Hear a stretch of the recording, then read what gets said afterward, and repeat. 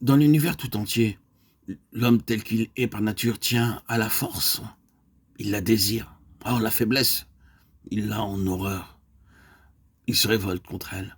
Ce qu'il veut, c'est la puissance. Cette inclination, ce désir fait partie de notre nature.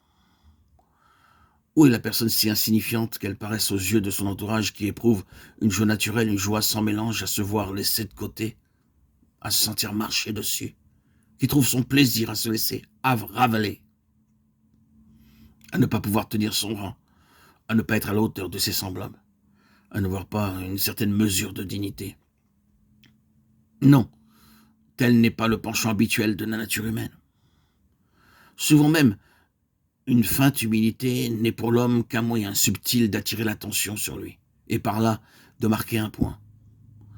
Nous avons entendu des personnes se vanter d'être parmi les plus humbles qui soient au monde, et cette parole même n'était pas autre chose dans leur bouche que le moi, se montrant à nu sous une humilité de contrefaçon. Jamais, oh non, jamais nous n'arriverons à dépister toutes les formes de la vie propre. Elle doit à tout prix s'exprimer dans ce sens-là. Être fort, atteindre d'une façon ou d'une autre à la puissance, à l'influence, parvenir à un certain rang, être quelqu'un, faire montre de ce dont on est capable. La nature humaine est là, tout entière en raccourci. Ce qu'il importe de bien comprendre, c'est que dans la nature humaine, telle qu'elle est maintenant, dans ce que nous appelons l'humanité déchue, l'exercice de la puissance a été complètement faussé par l'intrusion d'un élément subversif. Le pouvoir, la puissance est devenue une affaire personnelle et s'est trouvé de ce fait complètement vicié. Il n'a jamais été dans la pensée de Dieu de faire de l'homme un ver de terre, un être bas et rampant, dépourvu de toute dignité.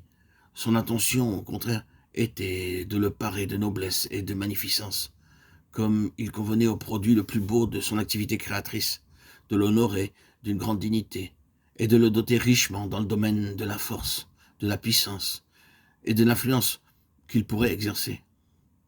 Mais c'était pour sa satisfaction à lui, pour sa gloire à lui, pour son honneur à lui. C'était pour lui-même, en un mot, qu'il concevait les choses sous cette forme-là. Toute cette belle pensée s'est trouvée réduite à néant, et cette nature sortie si belle des mains de Dieu est devenue un centre d'intérêt personnel qui trouve à tout instant et en tout lieu l'occasion de s'exprimer. C'est la nature humaine telle que nous la trouvons maintenant. Ce n'est que quand le principe de la vie propre a été brisé, quand le vieil homme a été